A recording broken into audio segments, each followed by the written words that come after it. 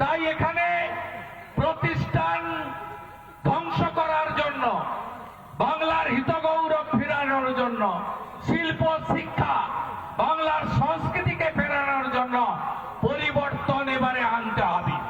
পরিবর্তন আনতে হবে চাকরি চোরেদের বিরুদ্ধে। সীমাহীন চাকরি চুরি হয়েছে। লাস্ট এসএসসির পরীক্ষা হয়েছে 15 সালে, পিএসসির নোটিশ হয়েছে 17 সালে। 2,15,00,000 বেকার। 11তে এসে টাটাকে তাড়িয়েছে, 16তে এসে চাকরি চুরি করেছে, 26-এ যদি আসে হিন্দু তাড়াবে। এ তো মুর্শিদাবাদে দেখেছেন আপনারা।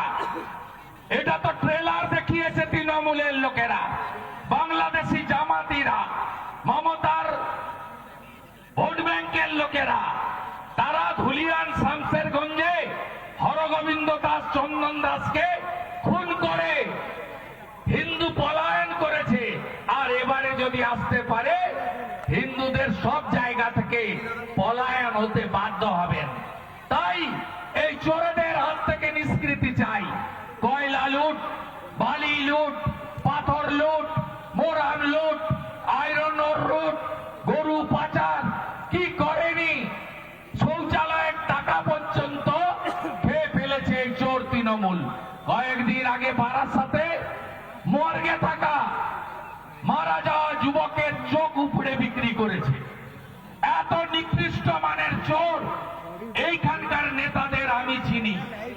আমিও অনেকদিন তৃণমূল করেছি। সে তৃণমূলের অনেক তফাৎ আছে। আমি দেখেছি এখানকার যারা নেতা, তাদের আজকে অবস্থা কি।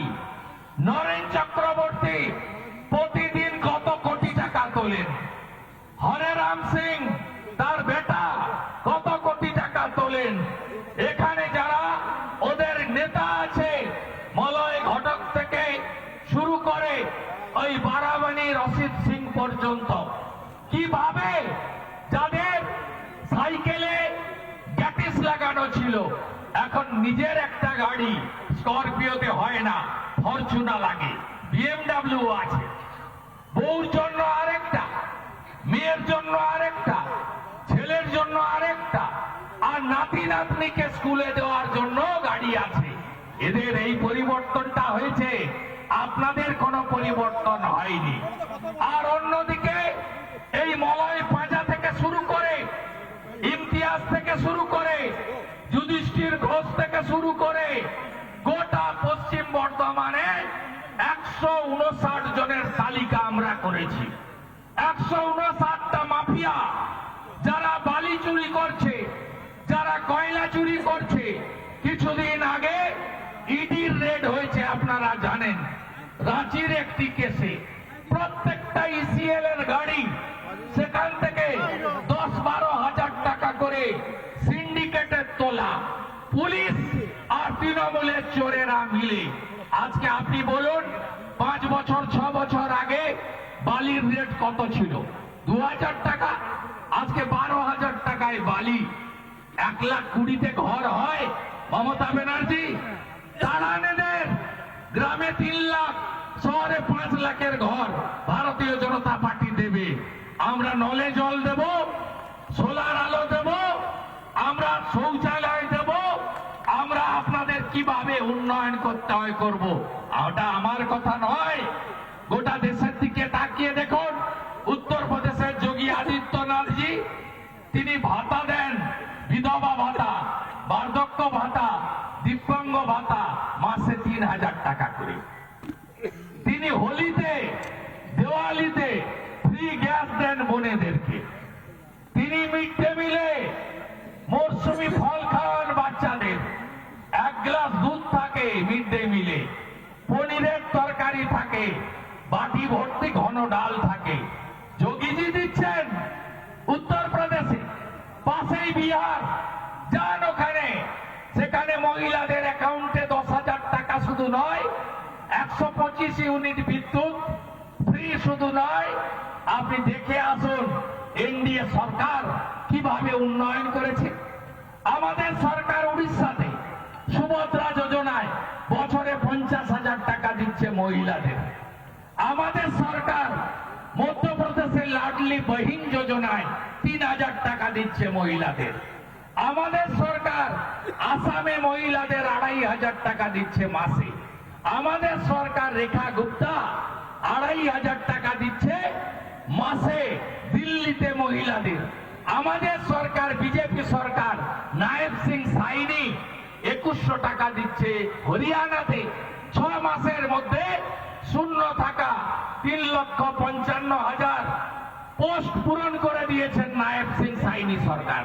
মহারাষ্ট্রে চলুন, মহারাষ্ট্রে বেকার যুবকদের যতক্ষণ না চাকরি দিতে পারছে দেবেন্দ্র ফাডনবিসের সরকার, গ্র্যাজুয়েটদের মাসে 6,000, মাধ্যমিকদের মাসে 4,000 আর মহিলাদের মাসে 2,000 টাকা করে ঢোকাচ্ছে। আজকে বিজেপি সরকার 10 লক্ষ টাকার আয়ুষ্মান ভারত দিল্লি বাসে, সরকারি বাসে মহিলাদের ফ্রি। রাজস্থান 500 টাকার গ্যাস, 25 লক্ষ টাকা পর্যন্ত মেডিকেল ফ্রি। তাই বিজেপিকে আনবেন। বিজেপি সরকার মোদিজির দেখানো পথে চলবে।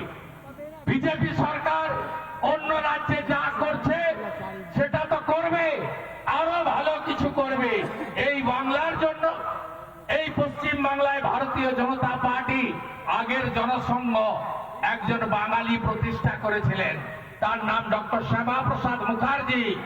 তাই মমতা ব্যানার্জি এই বাঙালি অবাঙালি করে হিন্দুদের ভাঙতে চায়, জাতের নামে হিন্দুদের ভাঙতে চায়। গীতা পাঠে গেছিলেন না ব্রিগেডে অনেকে? বাগেশ্বর বাবা এসেছিলেন বাগেশ্বর ধাম, কি বললেন? বললেন জাত পাত কি করো বিদায়। তারপরে কি বললেন? জাত পাত কি করো বিদায়, जात पात की करो विदाई, हिंदू हिंदू भाई भाई, जात पात की करो विदाई, हिंदू हिंदू भाई जात भाई, पात की करो विदाई। हिंदू हिंदू भाई भाई, तोड़ना मत, भाषा की नाम पर, जातों की नाम पर मत तोड़िए सनातनी। ये चुनाव बहुत इम्पोर्टेंट चुनाव है, खास चुनाव है हमारे लिए। কেন আমাদের জন্য গুরুত্বপূর্ণ? কারণ আমরা হিন্দুরা পশ্চিমবঙ্গে সাফার করছে, হু করে বাংলাদেশ থেকে মুসলমান ঢুকিয়ে ডেমোগ্রাফি বদলে দিয়েছে।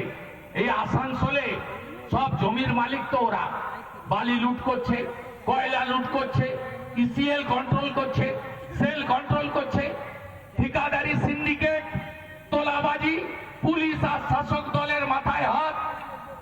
আজকে বলুন সব ইম্পর্টেন্ট জমি জায়গা এরা কিনে ফেলেছে, আপনাকে ঘর ছাড়া হতে হবে।